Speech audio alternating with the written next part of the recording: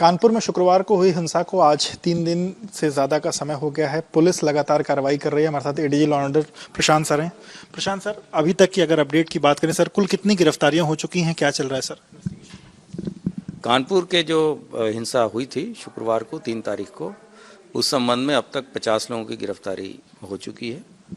और हम लोगों ने जो पत्थरबाज थे उनके फोटोग्राफ्स भी लगा रखे हैं वहाँ, और उस आधार पे ही और पर्याप्त साक्ष्यों के आधार पे ही कार्रवाई हो रही है।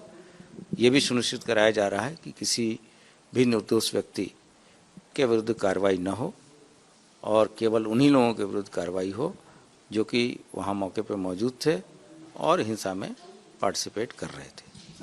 पिछले दिनों भी ये बात निकल के सामने आई थी, क्योंकि वहाँ के कुछ लोगों ने कहा था कि पीएफआई का हाथ हो सकता है। 50 से ज़्यादा लोग की जो गिरफ्तारी हुई है, क्या उसमें कोई पीएफआई एंगल अभी तक निकल के सामने आ पाया?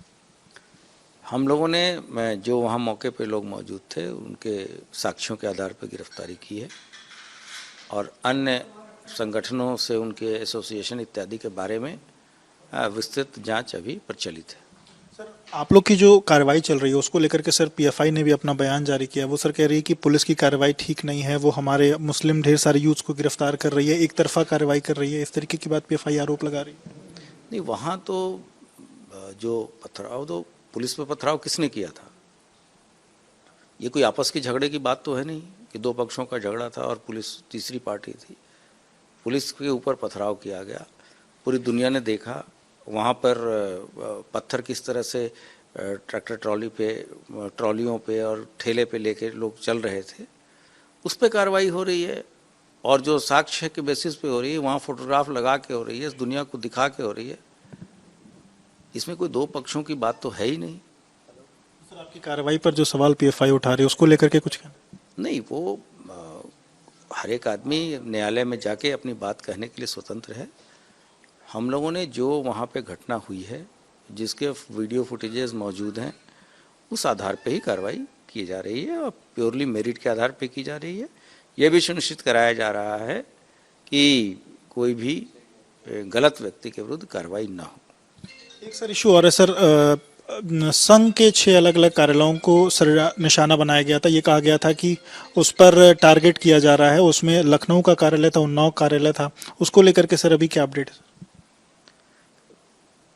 ये इस तरह के इनपुट्स आते रहते हैं, हम लोग कार्रवाई भी करते हैं और जितने भी संस्थान हैं सबकी सुरक्षा हम लोग सुनिश्चित कराते हैं और हम इस अलर्ट पे भी आगे की कार्रवाई कर रहे हैं। सर, इसमें सर जो गिरफ्तारी हुई तमिलनाडु से, उसको लेकर के सर कुछ बताना चाहिए? वो स्थानीय लखनऊ पुलिस और हमारी जो स्पेशलिस्ट एजेंसी है वो उसने जाके वहाँ से एक व्यक्ति की गिरफ्तारी की है जिसने कि गलत पोस्ट किए थे और उस आधार पे ही उसको डिटेन किया गया है और उसके मद्देनज़र हम लोग और जगह आवश्यक सुरक्षा व्यवस्था सुनिश्चित करा रहे हैं।